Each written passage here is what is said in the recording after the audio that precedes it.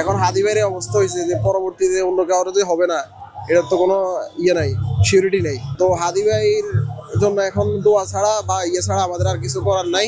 সরকারকে বলবো অতি শীঘ্রই যে যারা এই কার্যক্রমের সাথে জড়িত তাদেরকে অতি সত্বর যেন এই আইনের আওতায় এনে এর দৃষ্টান্তমূলক শাস্তির ব্যবস্থা করে। যে হাঁটতেছি কোন সময় কি আসে গুলি করে দেয়, এটার কারণে নিরাপত্তাহীনতা ভুগতেছি আমরা সবাই এখন বর্তমান যে প্রেক্ষাপট যাইতেছে। 7 দিনের মধ্যে বের করতে পারবেন, তাহলে প্রকাশ্যে ফাঁসি দেয়। আমরা এমনটাই চাই। আমরা সবাই তার মহান আল্লাহর কাছে দোয়া করি হাদি ভাই যেন আমাদের ফিরে আসে। এক পক্ষ চাচ্ছে নির্বাচন করতে না, যেটা শেখ হাসিনার আওয়ামী লীগ। ওনার নির্বাচন করার স্কোপ নাই, ওনার রক্তের কারো নির্বাচন করার অবকাশ নাই। তবে অনেকেই চাচ্ছে এই সুবিধাটা নিতে, কিছুটা গণ্ডগোল ঝামেলা বাজাইয়ে চেষ্টা করবে 111 সৃষ্টি করতে, 111-এর মাধ্যমে নির্বাচন করে ফয়সালা নিতে। আমরা সেটা চাই না। আমরা চাই আমার ভোট আমি দিব, যার খুশি তারে দিব, সেই পরিবেশ সৃষ্টি করতে।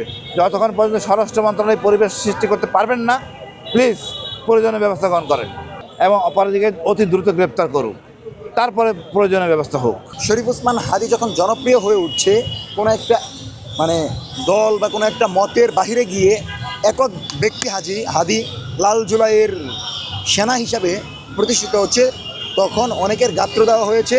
এবং তিনি একাই যখন আওয়ামী লীগকে প্রতিহত করছেন, তখন সবার গাত্র দেওয়া হচ্ছে। আওয়ামী লীগের বিরুদ্ধে তার ন্যারেটিভটা এত শক্ত হলো যে বাংলাদেশের আপামুর ছাত্র জনতা শহীদ জিয়ার পর তাকে আপন করে নিল। সেই জায়গা থেকে আমরা মনে করি যে হাদি ভাই আল্লাহ যদি বাঁচিয়ে রাখেন এবং ফিরেন, ইনশাল্লাহ সংসদে তিনি যাবেনই ইনশাল্লাহ। এত নাম যত পরিচিত, কিন্তু তারও কথা কেউ তার নাম জানেন এবং তার পার্টির নামটাও জানে না। এটা হচ্ছে, আপনি যাদের কথা বলছেন তারা হয়তো ইচ্ছাকৃত বলেছে, কোনো বড় দলের নেতা।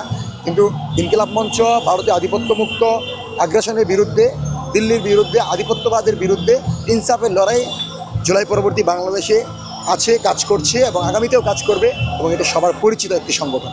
আপনারা জানেন, আমরা সর্বশেষ যে সংবাদ আমাদের কাছে এসেছে সেটা হচ্ছে শরীফ ওসমান হাদি ভাই এখন সে শ্বাস প্রশ্বাস নিতে পারছেন, আর্টিফিশিয়াল আর শ্বাস প্রশ্বাস নিতে হচ্ছে না।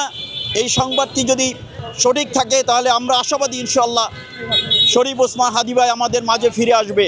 শরীফ ওসমান হাদির এ দেশের আধিপত্যবাদ বিরোধী, সাম্রাজ্যবাদ বিরোধীর যে বিপ্লব চলছে, এই বিপ্লবে শরীফ ওসমান হাদি ভাইয়ের খুব প্রয়োজন রয়েছে আমাদের। আমরা আশা করি শরীফ ওসমান হাদিকে গুলি করেছে, আমরা মনে করি তারা এদেশের প্রতিটি জুলাই বিপ্লবীদেরকে গুলি করেছে।